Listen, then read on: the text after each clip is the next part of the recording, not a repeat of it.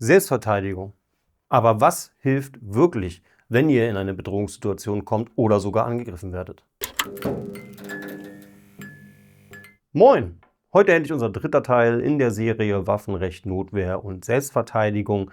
Da beschäftigen wir uns mit den ganzen Hilfsmitteln, nenne ich sie jetzt einfach mal, die wir verwenden können, um in einer Bedrohungssituation nicht total ungeschützt zu sein. Womit wir uns jetzt nicht beschäftigen werden, ist, was ist davon legal, was dürft ihr wie mit durchführen oder was dürft ihr anwenden, beziehungsweise was ist Notwehr und macht dann die Anwendung straffrei.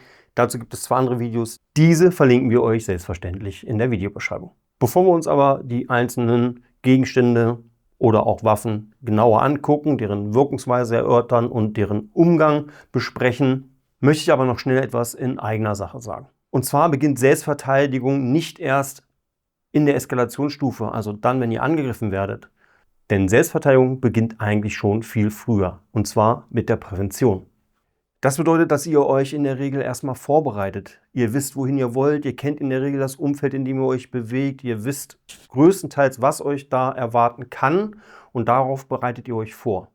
Ihr wirkt natürlich dabei auch immer so unprovokant wie möglich. Genauso versucht, deeskalierend zu wirken. Also wenn ihr schon merkt, da baut sich was auf, dann geht da nicht noch mit einem dummen Spruch rein. Ist eigentlich selbstverständlich. Und zu guter Letzt, und das ist einer der wichtigsten Dinge, behaltet euer Umfeld im Auge. Denn oft kann man schon erkennen, wo es zu einer Eskalation kommen könnte oder wo vielleicht eine Bedrohungssituation entstehen könnte. So, das war jetzt ein bisschen viel vorweggeschwafel. Das ist aber, finde ich, sehr wichtig, das zu wissen, denn in die Eskalationssituation wollt ihr in der Regel eigentlich nicht geraten. Das ist immer der letzte Punkt, an dem ihr euch befinden möchtet. Und jetzt noch schnell 2 kurze letzte Punkte, bevor wir uns jetzt die ganzen Sachen hier anschauen und deren Einsatzmöglichkeiten betrachten und vor allem die Möglichkeiten erörtern, wie gut sie euch in bestimmten Gefahrensituationen helfen könnt. Ganz wichtig, egal was ihr davon nutzen möchtet oder unbewaffnet seid, ihr müsst trainieren und wiederholen und trainieren. Auch ein Pfefferspray richtig zu benutzen, zu wissen, wie weit ihr sprühen könnt, solltet ihr trainieren. Einen Stock zu benutzen oder auch einfach nur zuzuschlagen, solltet ihr trainieren. Und das ist in der Regel auch nicht damit getan, dass ihr das ein Wochenende mal macht, sondern das müsst ihr immer und immer wieder repetitiv wiederholen, damit sich das einprägt und ihr in einer Gefahrensituation das überhaupt anwenden könnt. Jetzt gehen wir die Sachen hier aber mal durch und schauen uns natürlich auch zu jedem Einzelnen mal draußen das Ganze in Aktion an. Fangen wir jetzt erstmal mit dem Pfefferspray an. Das wahrscheinlich bekannteste Selbstverteidigungstool, was wohl jeder anwenden können sollte. So wird es zumindest immer gezeigt. Haben wir übrigens auch nochmal ein gesondertes Video zu, findet ihr in der Videobeschreibung, was es da für verschiedene Arten und Unterschiede gibt. Pfefferspray gibt es ja in verschiedenen Größen. Klar könnt ihr das auch nochmal in einem Hipbag oder in einer Handtasche haben, in der Jackentasche oder auch einfach in der Hosentasche, je nachdem. Wichtig ist nur, sobald ihr merkt, dass es zu einer Bedrohungssituation kommt, greift schon mal in die Tasche und haltet das Pfefferspray so bereit wie möglich oder nehmt es gar schon raus, wenn ihr jetzt wirklich an einem dunklen Ort seid und ihr damit rechnet, dann kommt es wirklich zum Streit. Der Vorteil ist natürlich an so einem Spray, dass ihr jetzt schon auf die Distanz hin arbeiten könnt. Ihr könntet jetzt den Gegner schon, wenn er kommt, anvisieren und sprühen. Nebel verteilt es also mehr, kann aber auch auf euch zurückziehen oder ihr könnt selber reinlaufen.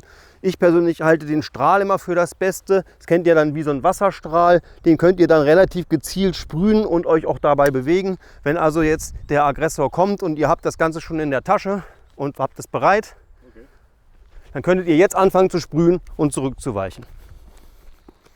Wenn ihr hier mit dem Pfefferspray einen Gegner wirklich trefft, und hier ist es wichtig mit dem Pfefferspray, dann wird das den Gegner auf jeden Fall schädigen, denn es wird zu Schwellungen bei den Schleimhäuten führen und im Normalfall werdet ihr wahrscheinlich den Gegner auch erstmal aufhalten. Ein Problem, was ich alleine beim Pfefferspray immer sehe, ist, ich habe das jetzt nicht gleich 100% griffbereit, also in meiner Tasche, ich komme in eine Aggression, komme auf mich zu, bis ich es jetzt draußen habe, ist er schon nah dran. Daher Pfefferspray müsst ihr eigentlich immer schon sofort griffbereit haben, damit ihr in der Gefahrensituation auch sofort agieren könnt. Hier ganz kurz die Demonstration. Ihr seht also, ich habe ihn genau im Gesicht erwischt. In der Regel sollte das ausreichen, aber Wenn er ein bisschen schneller ist, ein bisschen aggressiver ist, kann es natürlich auch bei euch noch zu Verletzungen führen. Zum Pfefferspray gibt es generell auch noch eine interessante Kombination. Das Ganze digital gekoppelt mit eurem Handy, welches dann auch noch eine Art Notruf aufsetzt. Eine weitere Möglichkeit ist es, den Gegner zu blenden. Dazu haben viele der modernen Lampen einen sogenannten Stroboskopeffekt, also ein schnelles, sich wiederholendes, blitzendes Licht, was den Angreifer blenden soll und euch so die Möglichkeit gibt, dann aus der Gefahrensituation zu entkommen. Hier ist im Endeffekt genau das gleiche wie beim Pfefferspray. Ich sollte, sobald ich sehe, dass die Bedrohungssituation entsteht und wahrscheinlich eskalieren wird, sofort den Zugriff auf die Taschenlampe haben. Hier habt ihr meistens das Problem, dass die Taschenlampen etwas größer sind als ein Pfefferspray. Also ihr braucht eine Jackentasche, ein Hipbag etc. Und wenn der Gegner kommt, habt ihr eine etwas höhere Reichweite. Das ist der große Vorteil.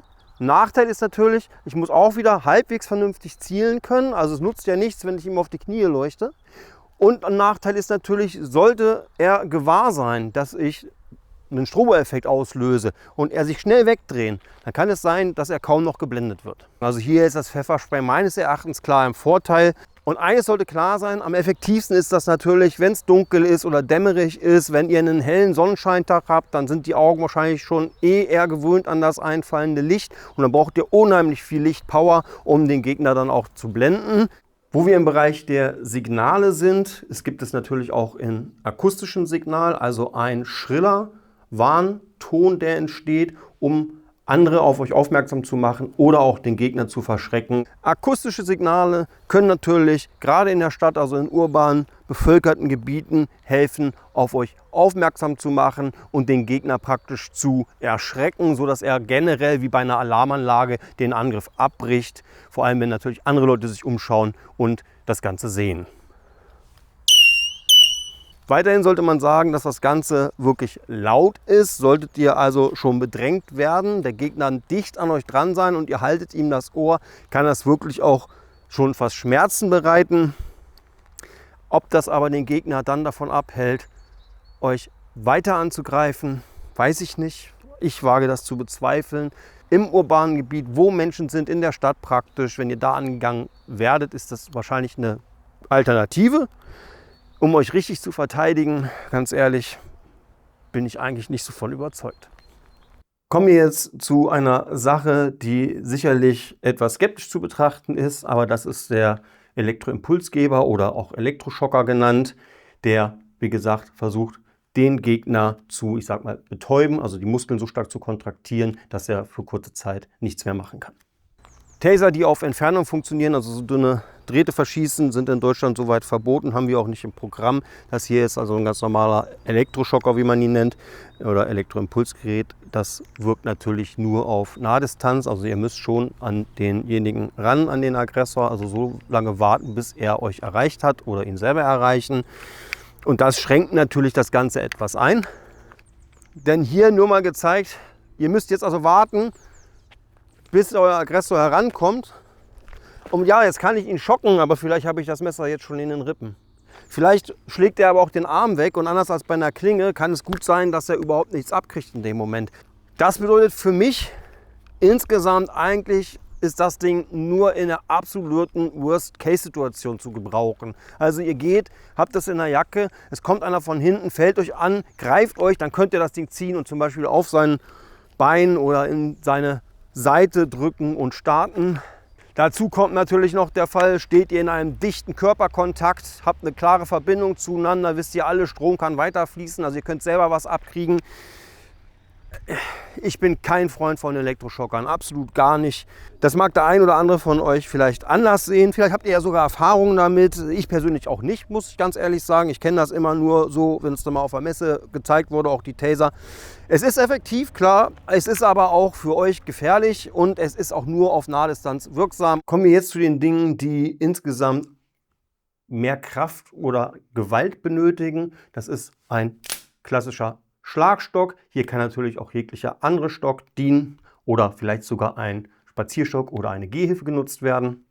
Wie schon gesagt, wir reden hier nicht über Verbote etc. Es geht einfach nur um die Möglichkeiten, die ihr habt. Hier ist ein klassischer Abwehrstock. Natürlich, wie ich schon sagte, ihr könntet auch einen Spazierstock dabei haben oder etwas anderes, was etwas länger ist. Generell habt ihr damit immer die Möglichkeit, schnell was von euch abzuwenden, was eben auf euch zukommt. Wir machen das jetzt nicht sonderlich doll, weil ich glaube, unser Kameramann, der hat noch ein bisschen was zu tun. Ist für mich eine der wenigen Dinge, die gegen einen Messerangriff funktionieren kann. Der Angreifer kommt und ich kann wirklich schnell versuchen, in einer rotierenden Bewegung auf den Arm zu kommen. Versucht nicht solche Geschichten, das ist völliger Quatsch, sondern versucht vor euch irgendwie schnell zu agieren. Eher wie eine Windmühle könnt ihr euch das vorstellen, dann kann das funktionieren. Hier sage ich gleich dazu, ich bin weder im Stock, Schwertkampf oder Krabong ausgebildet richtig. Daher, das können von euch bestimmt viele Leute viel besser. Wundert euch also nicht über die Technik. Es geht hier aber mehr darum, um mal zu zeigen, dass gerade sowas wie ein Stock oder eine längere, ich nenne sie mal Waffe, immer natürlich euch mehr Möglichkeiten bietet, weil ihr schon auf den Abstand gehen könnt und einfach mehr Wirkungskreise oder Radius habt. Damit gehen wir auch gleich über zu einem Regenschirm. Das ist allerdings ein taktischer Regenschirm, so wird er genannt. Der ist einfach nochmal robuster, viel stabiler und dient dann eben auch als Schlagstoff oder Abstandhalter. Auch zu taktischen Regenschirmen haben wir schon ein Video gemacht. Natürlich findet ihr das auch in der Videobeschreibung, den Link. Ein Schirm für viele völlig außerhalb der Range. Denken Sie gar nicht dran, aber ein Schirm ist meines Erachtens eine der besten Sachen, die ihr haben könnt, um Leute auf Abstand zu halten. Es gehen so kleine Schirme, die ihr, wenn es gut geht, schnell ausfahren könnt. Ihr könnt natürlich auch einen normalen Regenschirm nehmen. Das sind zwei taktische Schirme, die ihr sehr gut nutzen könnt. Der ist jetzt hier auch noch ohne Sicherungskappe vorne spitz und kann als Glasbrecher benutzt werden, kann also auch sehr dolle Schmerzen verursachen, wenn er gerade auf einen Muskel angewandt wird. Und ihr seht hier schon, ich habe eine ganz gute Reichweite damit, um den Angreifer schon mal so auf Abstand zu halten. Ich könnte auch erstmal wählen, um ihn erstmal zu verunsichern. Aber was natürlich das Besondere an so einem Schirm ist, ich fahre ihn auf und was will er denn machen? Jetzt muss er erstmal zu mir finden und ich halte ihn auf Abstand. Ein geschulter Kämpfer kann auch das versuchen zu umgehen oder zu blocken. Aber ihr habt schon gesehen, ich habe erstmal die Möglichkeit, den Abstand zu wahren und mir dann vielleicht auch noch eine bessere Fluchtmöglichkeit zu ergaunern, also mich anders aufzustellen oder ihn vielleicht sogar ein bisschen in eine Ecke zu drängen. Daher so ein Schirm, gerade so ein taktischer Schirm, für mich eine der besten Sachen, die ich mithaben kann. Allerdings auch wieder ganz alleine, für sich stehend, halte ich ihn auch nur für bedingt gut. Weil wie lange möchte ich das machen? Wer hat den längeren Atem und fühlt sich der Gegner nachher immer mehr provoziert und lässt gar nicht von mir ab? Und ich kriege keine Fluchtmöglichkeit. Gehen wir gleich weiter zu Bewaffnung. Hier reden wir eigentlich jetzt nicht von einer Großkaliber-Kurzwaffe oder sowas. Sowas geht natürlich auch eventuell, wenn die irgendwo verschlossen ist, aber da wollten wir auch gar nicht drüber reden, sondern ich will hier eigentlich mal eher auf die Schreckschusspistolen eingehen, denn die werden ja auch häufiger aufgeführt, wenn es um Selbstverteidigung geht. Zur Vollständigkeit halber habe ich jetzt hier nochmal eine Kurzwaffe, also symbolisiert jetzt hier einfach mal eine Gas-Schreckschusspistole, denn viele meinen ja, dass das eine gute Sache zur Selbstverteidigung ist. Ich kenne sogar Leute, die machen extra den kleinen Waffenschein, um das Ding dann irgendwie unter der Jacke, in einem Holster oder in der Hose mit sich transportieren zu können. Vorab, meine Meinung, das ist völliger Tünnef.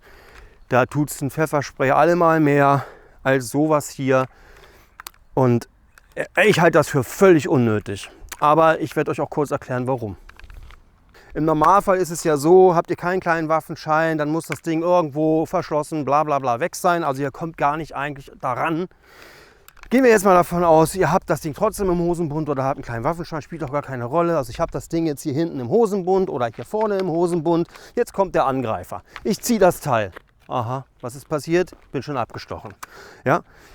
Nehmen wir mal an, ich habe das Ding, also ich sehe ihn schon und denke mir so, haha, jetzt aber. Ja, er kommt ja, ne?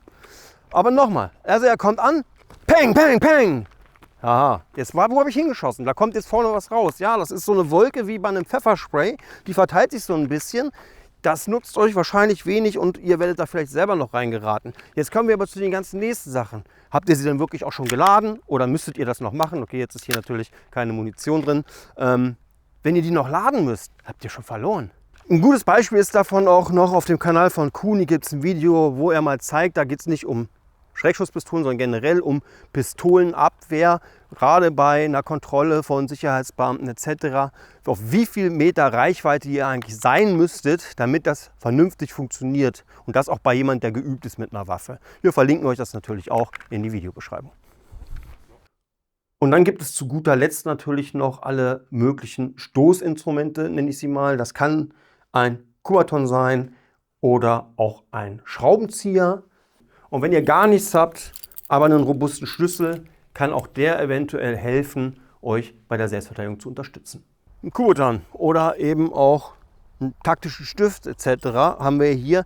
Natürlich zählt hier das gleiche wie jetzt auch bei einem Messer etc. Der wird euch so in der Verteidigung erstmal wenig helfen, weil ihr absolut in den Nahkampf müsst. Und zwar wirklich absolut. Trotzdem möchte ich ihn hier erwähnen, weil ich ihn für keine allzu schlechte Wahl halte, ihn zu besitzen.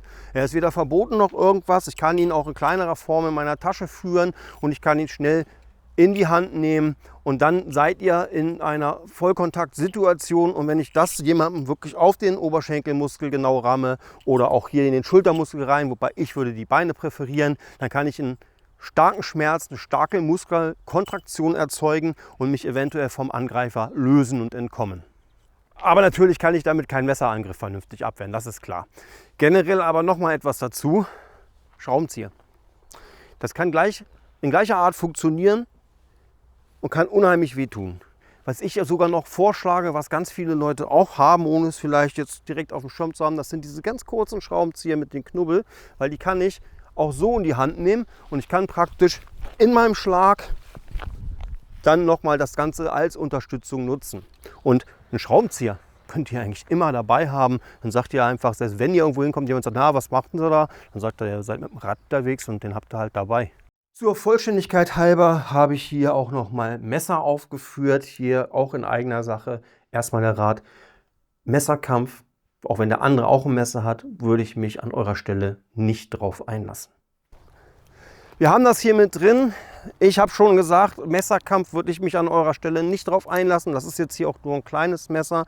Aber natürlich wollen wir darauf eingehen, weil es immer wieder Leute gibt, die sagen, naja, ich nehme ein Messer mit, weil wenn der andere ein Messer hat, dann habe ich wenigstens auch ein Messer. Ich würde da immer auf eine andere Selbstverteidigungsmöglichkeit gehen, als auch ein Messer zu haben. Weil wie gesagt, Messerkampf wollt ihr eigentlich nicht machen, vor allem wenn ihr ihn nicht könnt. Aber auch wenn ihr Messerkampf beherrscht, ich glaube, ihr wollt das einfach nicht. Erstmal habe ich das gleiche Problem wie mit allen dieser, ich nenne sie mal wirklich Nahkampfwaffen.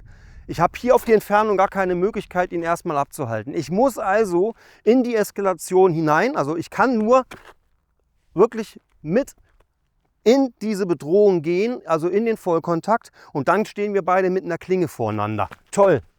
Also ja, ich kann eventuell, oder vielleicht komme ich ja auch so, wird man wahrscheinlich nie machen, aber er trifft mich doch meistens auch. Und natürlich kann man das viel trainieren, man kann immer versuchen, irgendwie dagegen zu agieren, aber meistens schneidet er mich irgendwo oder trifft mich. Und nur weil ich ein Messer habe und ihn auch schneiden und treffen kann, heißt das ja noch lange nicht, dass ich nicht auch getroffen werde. Also das ist hier ja, Auge um Auge, Zahn um Zahn. Deswegen auch hier, ich würde eher das Pfefferspray benutzen und nach hinten gehen, einen Schirm benutzen und nach hinten gehen, als versuchen, mich mit einem Messer zu verteidigen. Kommen wir jetzt aber mal dazu, was ich persönlich euch empfehlen kann, bei dem ich auch denke, dass das in den meisten Fällen irgendwie funktioniert. Ihr seht schon, ich habe immer wieder auf das Pfefferspray gedeutet. Für alleine es so nur zu nutzen, halte ich es für vernünftig in der Verteidigung, aber in manchen Fällen nicht ausreichend. In Verbindung aber jetzt mit einem Schirm zum Beispiel ist das ein super Tool und ein wunderbares, ich nenne es mal, Waffenduo.